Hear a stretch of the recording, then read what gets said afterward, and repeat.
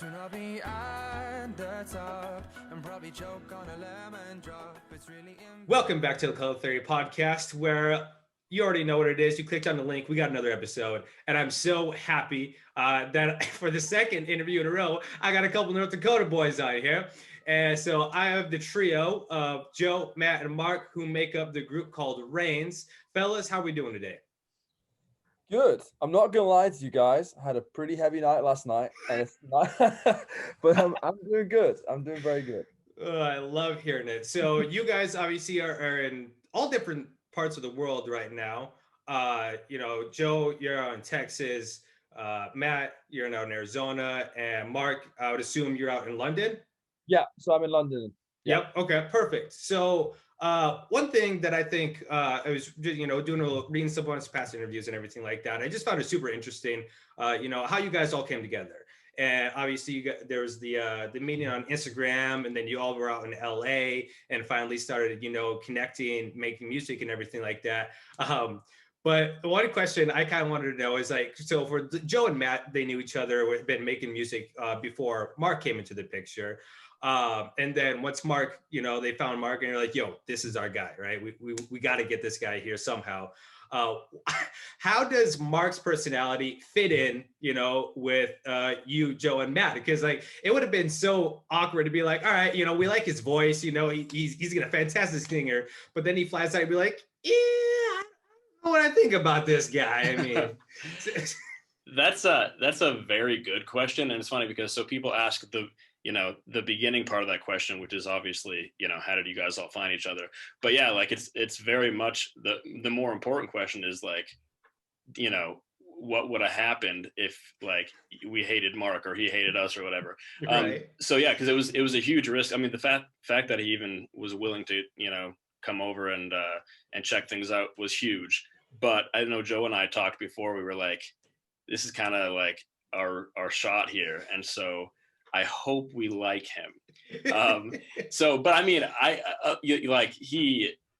really don't know what to say other than everything clicked immediately. And there's never, since the day we met him, I don't think there's ever been a real something that doesn't fit, we definitely have different personalities.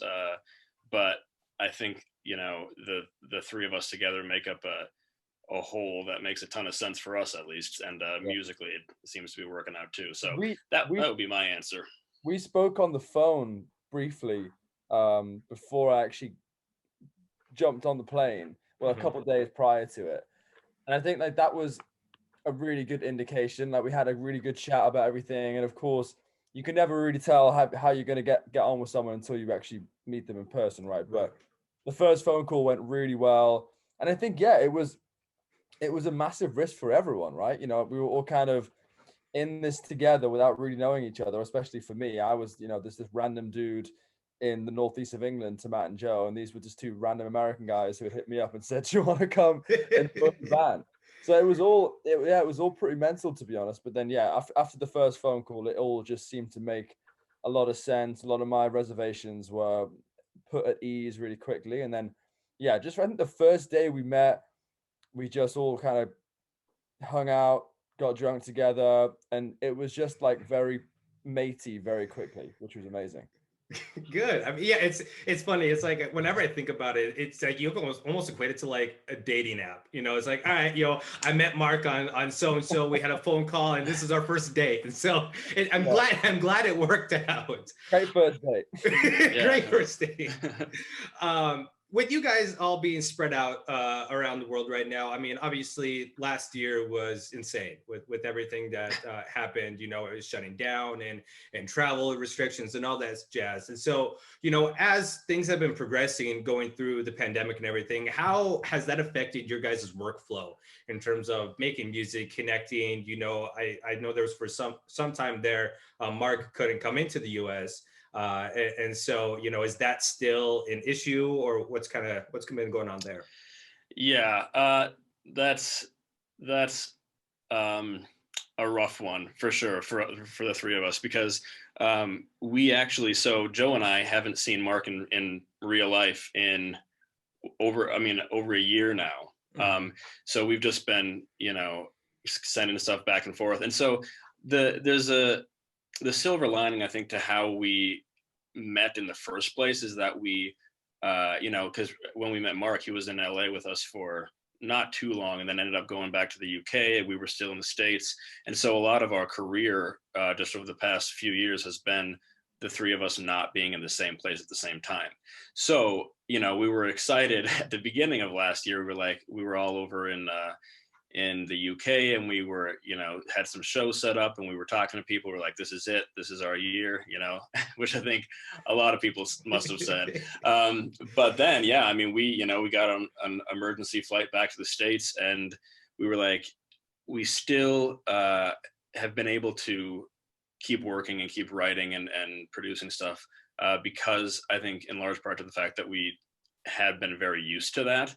Mm-hmm. But I will say too that it was, obviously this is not nothing new really, but we've been frustrated because especially we were at the point where we were ready to like be together and be playing these shows and do it for real. And then, you got to put it on hold for, at least a year, and hopefully we'll be able to fix that soon. But sure. So it's been rough, but we've made it work. I would say.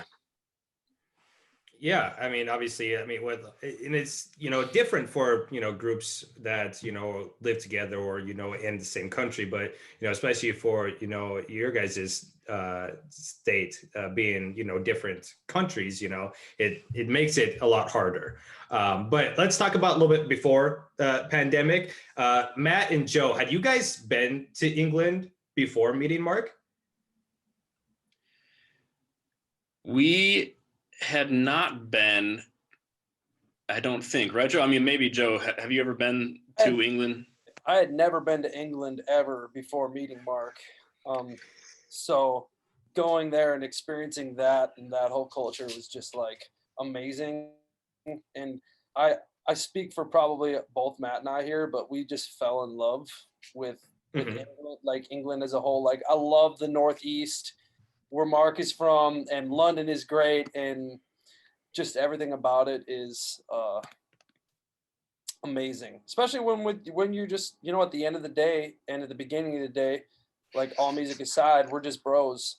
Right. So, and we're friends and we get along, and just having a built-in best friends, is really comes in clutch when you're overseas and away from, your normal everyday life before, so right. Yeah, before the band I had never been to England, and I hope I'm unmuted. Yeah, I am. Yeah, you are. Wow. Don't worry, I would have said something, don't worry. Yeah. Mark, were you guys able to take Mark back to North Dakota for like a little home visit, or?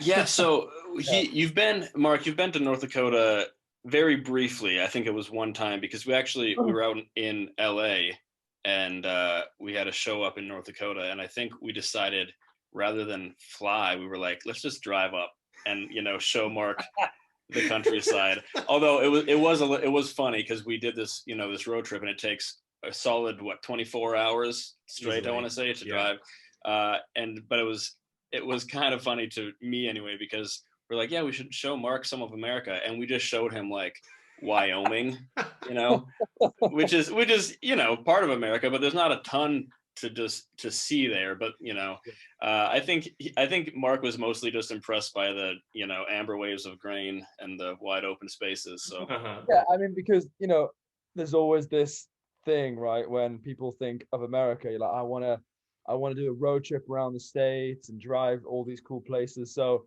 I was so down for driving to North Dakota from LA, and it was a really good experience. Drove through Vegas, because I'd never been to the West Coast or Central America before. Mm-hmm. I'd only ever been to like New York and Miami, I think.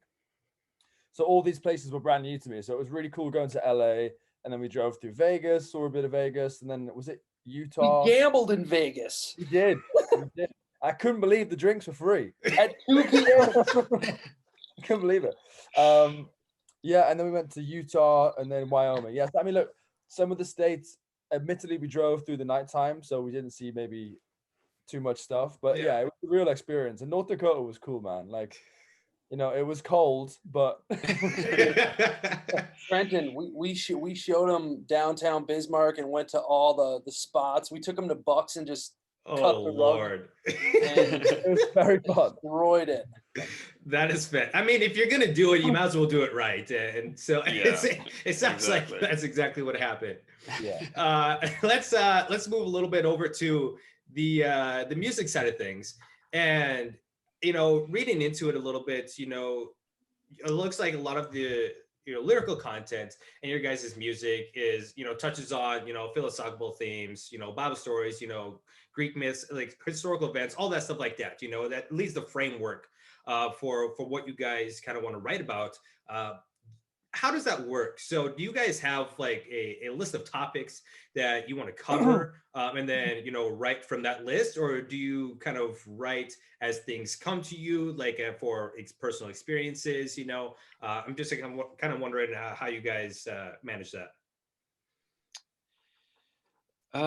That's a very good question. I would say like we don't necessarily, and I mean, I guess speaking for me here, I in writing lyrics don't necessarily have a list of things to write about. And it's also, I think, for me, not about really personal experience, which I think is interesting because I know I've talked to a lot of, I mean, whether they're writers or poets or lyricists or whatever, who, you know, they kind of say, write what you know. And that's, you know, the chestnut that people tell writers all the time, right? It's like, write, you know, what you know. Mhm. And I think the difference with our lyrics, I would say, is that it's not, what we know is not necessarily just like things we've been through, right? Like the reason, you know, there's stuff about, I guess, you know, Bible stories or myths or like historical events is like, because I read a bunch, you know, and like Mhm. so I know about that stuff. And it's like, I haven't been through these experiences, you know, personally, but I think we're just interested in saying, I guess, something in a new way or in a unique, you know, having a unique take on it, because really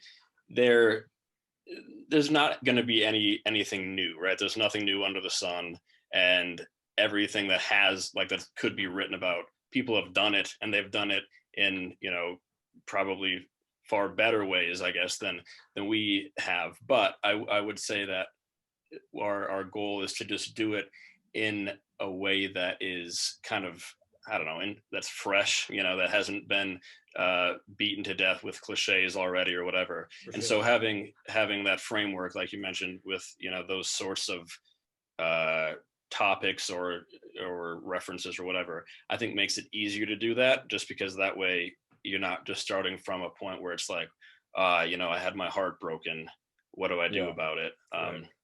I So would kind of say a as well, long-winded answer, but I would say as well, just jumping off the back of that, it's great having Matt sort of be the primary, well, the only lyricist really, because I feel like, especially with the way we write, more often than not, it'll be Matt comes up with something and we kind of jump on and we collaborate in that sense. But there'll be times when we do draw somewhat from personal experience. There was a time in Nashville when, you know, I was going through something and I mentioned it to the boys and I said, I really want to write something about this, but I was unable to portray it lyrically in a way that wasn't boring and wasn't, you know, hasn't been beaten to death like Matt Mhm. said. And Matt has this amazing ability of kind of taking personal experience or someone else's personal experience and sort of turning it into this complex and wonderful and weird and just amazing compilation of things,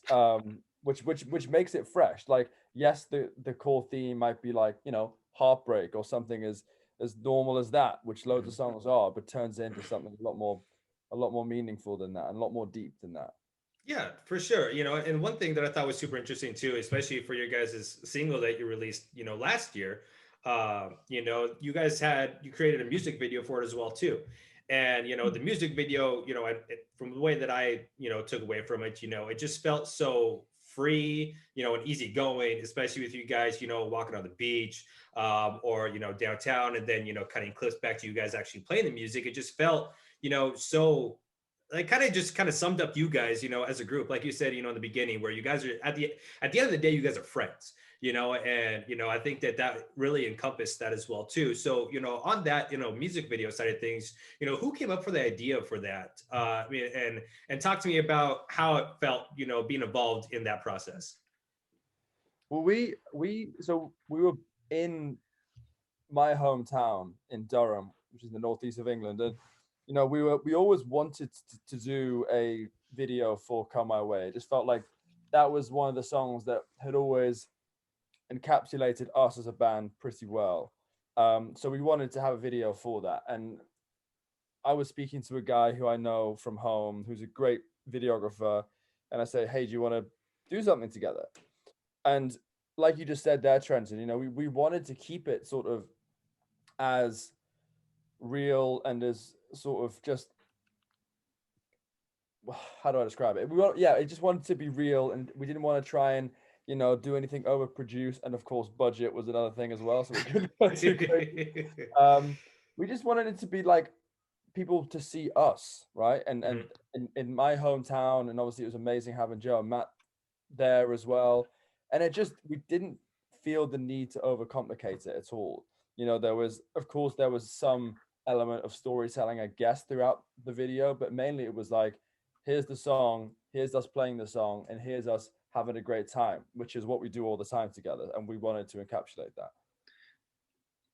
Yeah, I think that like I said, I didn't really know. I've never been a part of the process, and so like you said, I think it really summarizes you guys as a group really well. And so I'm super excited, obviously, to see what you guys have been cooking up, over the past year. I know it's been separate and everything, but the route you guys were going, I was really digging it. So I enjoyed that. But in the meantime, outside of you guys actually putting out singles, you guys do tons of covers. Between covering songs by John Denver or Prince or Justin Bieber's, all that stuff. How do you guys decide which cover you're gonna do next? Is you guys be like, oh, okay, this is a popular song, we like this, or you guys be like, Joe one day be like, yo, I listened to this song, we gotta do it. Yeah, all that actually. I would say so, and I actually should be the last one to answer here, because I don't really this sounds horrible. I don't necessarily listen to to music. I don't as a regular kind of part of my day, I don't really listen to music, because most of the time I'm just working on something for us, or producing something for someone else, and so it's not like I don't mean to not do that, but that's just sort of how it goes. And so Mark and Joe, I would say you guys are very up on what's hot, what's trending, whatever else. So yeah, a lot of the times Mark or Joe will send something and be like, we should cover this, and I'll be like, all right, let's do it.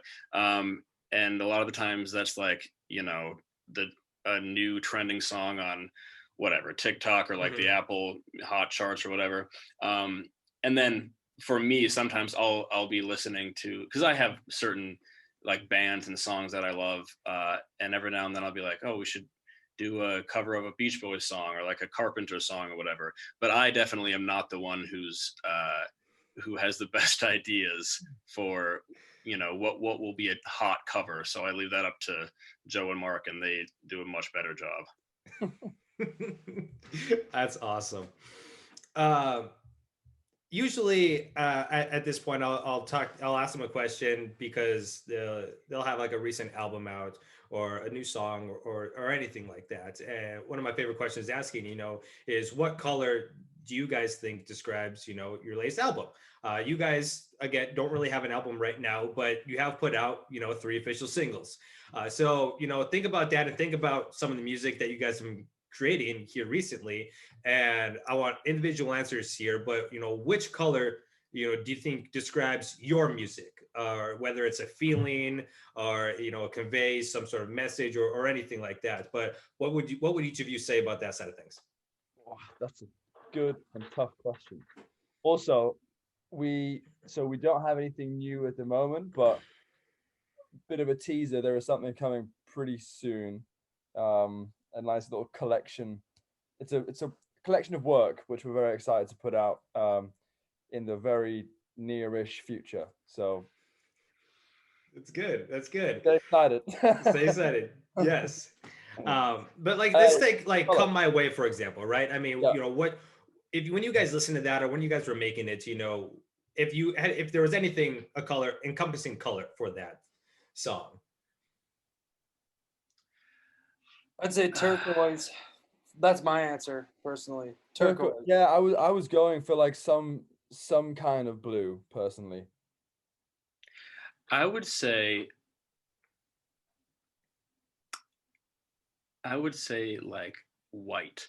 And here, the reason I say that is not just for Come My Way, although, I mean, yeah, Come My Way seems like a light blue probably, but I just feel like there's a certain brightness to that song, and to honestly, most of our songs, that, you know, if you put it through a prism, it would, you know, I mean, well, that's not how prisms work, but that would be, you know, the main color, because it's really, there's a lot of like lightness to it and a lot of shine, and so, you know, I would say that in my head is kind of how I would view it.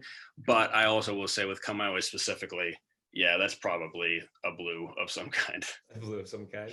Okay, good. Well, I'm excited for this nearest future of collection of work that you guys have been working on. So yes, that's great to hear. Let's dive out of music a little bit and let's just have some fun with a couple other questions here, and then we'll get you guys going to your busy schedules. Outside of music, though, you know, tell me each about something you like doing that you're good at. Ooh. I don't know, putting you guys through the ringer today. I do love to party at the weekends. I'm just gonna be I'm just gonna be honest. And I'd like to say I'm good at it, I suppose. I suppose, yeah. Yeah, you are good at it. Besides that, love sport. All jokes aside, love.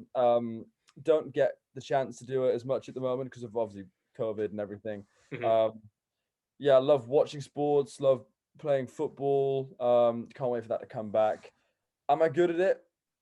I like to think so. Maybe not everyone would agree He with me. played it in university. He's good at football. Yeah, see, he's all right. Yeah, I dabble. Dabble. Joe, Matt, what about you guys?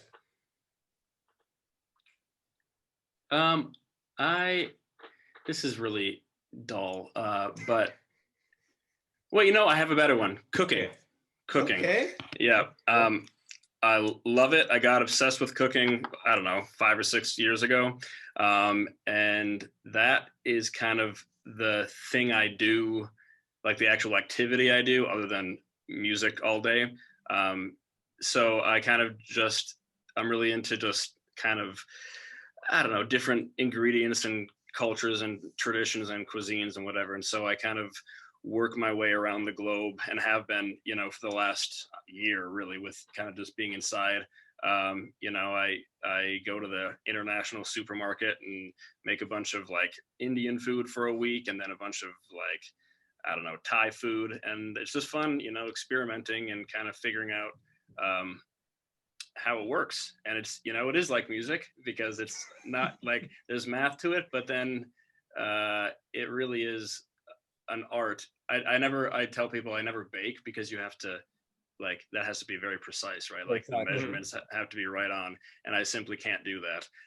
So, and I would say I'm good at it. I mean, Mark and Joe can vouch for me. They've had a couple dishes, but that's my other thing I love. So I say my grandparents have been here all weekend, and so we've been baking all weekend, and so I know exactly what you mean. But it's got to be precise. Yep.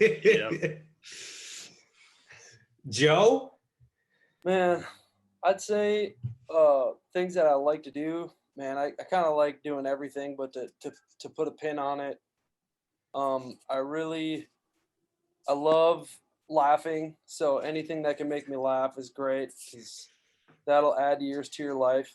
Love animals, absolutely love animals, whether it be dogs or cattle or bucking bulls or horses. Cats, not so much. No offense to any cat people out there. But, And yeah, like last night I went to a stand-up comedy show in Austin, and I laughed my ass off. So that was great, and that I think added a couple. I think Raynes has done a few things in this. Okay, that sounds bad, but Say it. we've had our fun and have done a couple things that are going to take some time off of our life, and I think last night was the antidote to that. That is awesome. Yeah, just family, animals, funny, fashion, love different ways of dressing, and Yeah, I know that's something that all of us like. for sure. For sure. So, and I like to eat Matt's cooking. And Mark's mother makes the best angel food shrimp pasta that I've ever had in my entire life. I thought you were just going to leave it at Mark's mother. That's it. Remember that That's all. pasta dinner we had that I raved about for months? Yeah. I'm still raving about it. That's awesome. Did you guys pick up any new hobbies while you guys have been spending on time aside? I know Matt said obviously he's been cooking a little bit more, but Mark, did you pick up maybe do a new instrument or start crocheting or anything like that? Over the past year, I mean, I started doing a little bit of yoga. Okay. Didn't necessarily last forever, but I gave it a go. I'm trying to think if there was anything else that I did differently. Not really. I mean, I've been quite lucky. I mean, whilst it's been a difficult period for us for this reason, of course, have managed to, of course, stay healthy, and all my friends and family have done, and not really had to change too much. So I suppose I haven't felt the need to then go and, do something drastically different or try and learn a new instrument or do anything like that. It's been kind of cracking on as usual, and I'm just fine. You got to learn a new instrument. Yeah. Now I feel bad. I should Yeah. just figure out. I've been trying to figure out how to play the cello this whole time, so that's my other project. Yeah, I have just a room full of random instruments lying around, and I can play all of them at different degrees of skill, and cello is kind of at the bottom of that list right now, so working on it. That'd be sweet to hear that incorporated into some songs there. Yeah, no, exactly. What about you, Joe? You start anything new? You start reading books? Actually, yeah, I started Matthew McConaughey's new book, Greenlight, excuse me. That's been really good. And then I think I might switch, like halfway through, I might switch to the audiobook because my buddy told me that Matthew McConaughey narrates it. So just hearing that just sounds like a good old time. So, no, but I mean, I liked spending my time outdoors. This last summer, I kind of got into farming with my, for my dad, with my Uncle Nevada. We did a lot of farming and doing grain stuff, which was interesting. I had never really delved into that, and it sounds really boring, but when it's always nice to learn. I think it's always nice to learn something new. So that was something I had never really delved into, in farming and using all the different equipment and machinery, and just, I guess reacting to whatever Mother Nature brings us was really fun and cool. Very good. Very nice. Well, awesome. Guys, thank you again so much for coming into here. I want to ask one more question, but before we get into that, where can everyone find you guys listening to your music, keep up with our day-to-day Raynes news? All over the, standard platforms, Spotify, Apple Music, Deezer, Amazon, YouTube. Well, basically everywhere you'd expect us to be in this day and age. We have a website. Not a lot's going on there, so I would say our Instagram is probably your best bet. It's at Raynes Music, and you can find out all the stuff that's going on at the moment. Perfect. Well, as a parting shot, what is something you guys, what message do you want to tell your fans? Whether it's an encompassing Raynes feeling, or it's a promotional or uplifting news about moving forward. What do you guys want to say to you guys, everybody that pays attention to you guys and supports you? I think thank you to everyone that continues to support us, especially because, you know, we are a very unique band in terms of our circumstance, right? So we are so appreciative of everyone that's stuck with us, and we realize we haven't put out loads of stuff recently in the past years, being a bit crap for everyone, us included. But it really does feel like things are getting brighter, and brighter days are ahead. And us specifically, we have this really exciting body of work coming out really soon that we really are so buzzing about showing people. It's a real, we did it ourselves. It's Raynes all over. It's totally us, and I can't wait for everyone to hear it. Awesome. Well, again, thank you guys so much for coming on the podcast. Cannot wait to hear that body of work, and we'll definitely have to get you guys back on here after that releases, and we'll have a discussion on it. Amazing. Let's do it. All right, guys, we'll talk soon. See you later. All right, thanks so much, man. In a t-shirt or a backless dress, a ballroom or a hallway. If you're made of or a hopeless mess, I'm still hopeless either way. Didn't know if you bend or believe me.